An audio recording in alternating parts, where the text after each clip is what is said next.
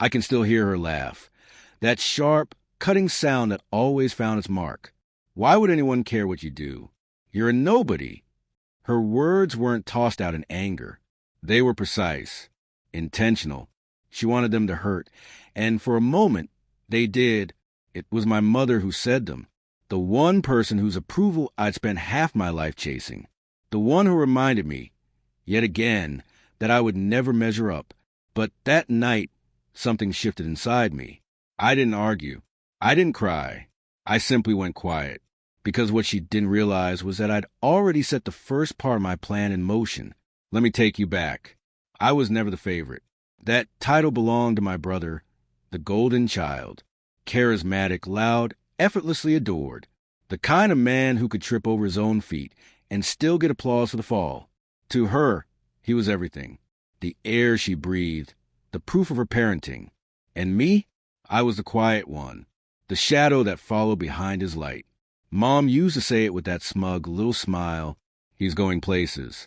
You'll probably end up with books and daydreams. She was entirely wrong. I did end up with books, and a life far beyond her imagination. Private, quiet, built from the ground up under a name most wouldn't recognize, unless they searched it. But family never searches. They assume they already know you. When my brother announced his engagement, I stayed in the background, another shadow in the glow of celebration. Mom was radiant, already calling his fiancée the daughter I always wanted.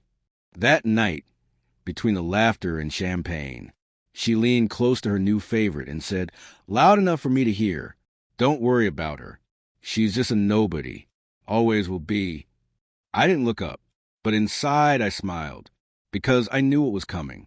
My brother's fiancée was curious, too curious.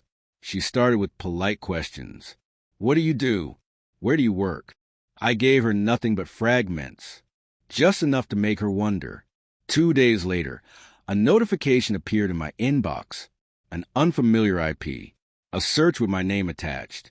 She had Googled me, and with that, she stepped right into my world. When she called the next day, her voice trembled, half awe, half disbelief. "Why didn't you ever say anything?" she whispered. I didn't answer. I didn't have to, because now she knew. Now she'd seen the companies I'd built, the projects tied to my name, the interviews, the partnerships, all the things I created far from their reach. I wasn't invisible. I was untouchable. And she couldn't keep that secret. At dinner that weekend, I waited for curiosity to do its work. It didn't take long. One glass of wine in, she blurted out, "Your sister is incredible. Do you even know who she is?" The room fell silent. Mom's fork slipped from her hand. My brother frowned, confused. I just sat back and let the quiet spread. "What are you talking about?" Mom's tone was sharp, defensive. The fiancé told him everything. Every article, every headline, every deal. She painted the picture I'd never bothered to show. And I watched my mother's face drain of color as realization settled in. For the first time in my life, she looked at me, really looked, as if she was seeing someone entirely new, someone she'd misjudged. But I didn't rush to ease or guilt. I didn't confirm or deny. I only smiled and said, "I told you I'm nobody."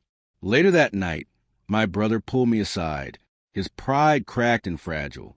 He asked for introductions, for favors. And my mother, she begged for forgiveness, for a place in my world she'd once laughed at. I gave them nothing. No promises, no warmth, just distance.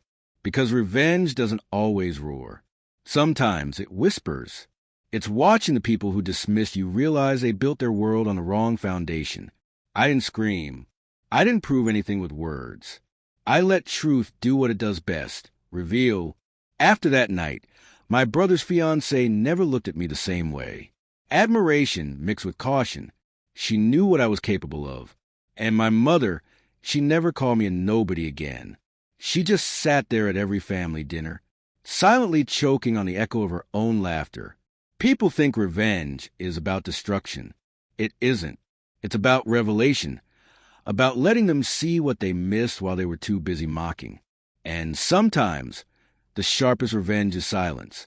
Letting them realize, too late, that the nobody they dismissed was the one person they should have never underestimated. I never had to raise my voice. The truth did the killing for me, and it did it beautifully.